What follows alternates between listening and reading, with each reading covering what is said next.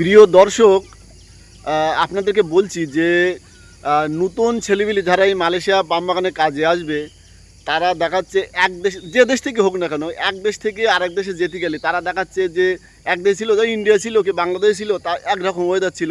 কিন্তু যখন আমি মালয়েশিয়া পাম বাগানে কাজে আসবো, ওয়েদারটা অন্যরকম।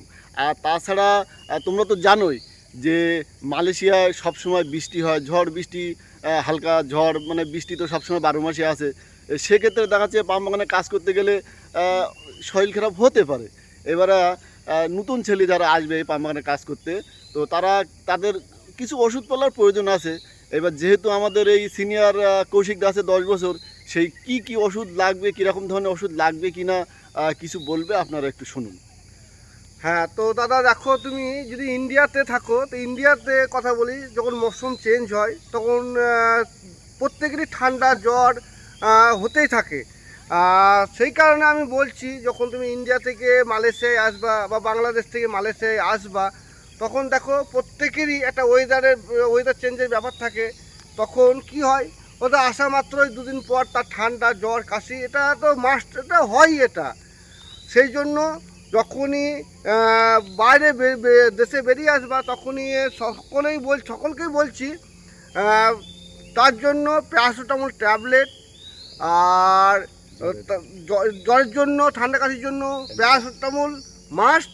তার বাইরেও যেটা হয়তো প্যারাসিটামল সাময়িক, হয়তো আপনার হয়তো 2 ঘন্টা 1 ঘন্টা 2 দিন 1 দিন জ্বরের জন্য প্যারাসিটামলটা হয়তো ব্যবহার করলেন, কিন্তু মাস্ট তার থেকেও এমার্জেন্সি হলো অ্যান্টিবায়োটিক, যেটা আনা একবারেই অবশ্য প্রয়োজন। অ্যান্টিবায়োটিকটা অবশ্যই কাছে রাখবেন। এবং তারপর যে করোনার পর যে নতুন একটা সিরাপ বেরিয়েছে, সেই সিরাপটা মাস্ট কাছে রাখবেন। তাহলে আপনারা এসে যদি কোনো অসুবিধায় পড়েন, জ্বর জ্বালা ঠান্ডা কাশি, এর থেকে অনেকটা আপনারা বেঁচে থাকবেন। আর তারপরেও তো ধরুন, কার যদি স্পন্ডোলাইসিসে ব্যথা থাকে, অনেকেরই মাজায় স্পন্ডোলাইসিসে ব্যথা থাকে, তার যদি ডাক্তার দেখানো বেল্ট থাকে, অবশ্যই যেন বেল্ট মাস্ট নিয়ে আসা হয়। কারণ হচ্ছে এখানে খুব চাপের কাজ, ফল কাটা, ফল বের করা খুব চাপের কাজ। স্পন্ডোলাইসিসে ব্যথা থাকলে সেই ব্যথাটা হয়তো বাড়তে পারে। বেল্টটা যেন অবশ্যই নিয়ে আসবেন। এবং সবাই চেষ্টা করবেন অ্যান্টিবায়োটিকটা অবশ্যই নিয়ে আসা। তার বাইরে ব্যথার ট্যাবলেট, তারপরে হাতে যদি চোট যদি লেগে থাকে, হ্যাঁ, হাতে যদি চোট লেগে থাকে তার জন্য মালিশ, এই সব ওষুধগুলো যেন অবশ্যই নিয়ে আসবেন। কারণ যে মালয়েশিয়ার ওষুধপাতি ভালো না, এদের একটাই ওষুধ, সেটা হচ্ছে প্যানাডল।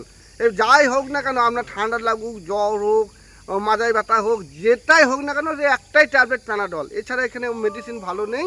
সেই জন্য যতটা পারবেন আপনি মেডিসিন সংগ্রহ করে নিয়ে আসবেন।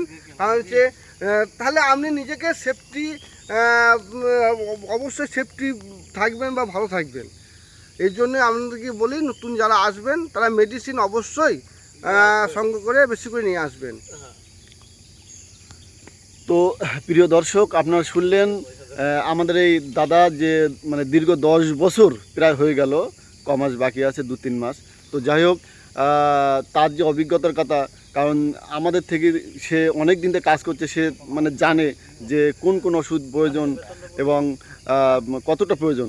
তো যাই হোক, আপনাদের বিশেষ করে যেটা বললো আপনারা শুনলেন, যেটা মানে জ্বরের যেটা প্যারাসিটামলের সঙ্গে যেটা ওই অ্যান্টিবায়োটিক ট্যাবলেটটা কিন্তু মাস্ট।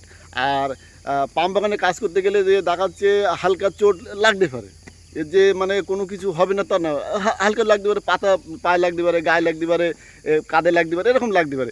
সেক্ষেত্রে দেখা যাচ্ছে কিছু ওষুধপালার প্রয়োজন আছে, যে দেখা যাচ্ছে একটা মালিশ নিয়ে এলাম, কিংবা দেখা যাচ্ছে একটা মানে কিছু মানে ব্যথার ট্যাবলেট নিয়ে এলাম। এই ধরনের কিছু ওষুধ অবশ্যই প্রয়োজন।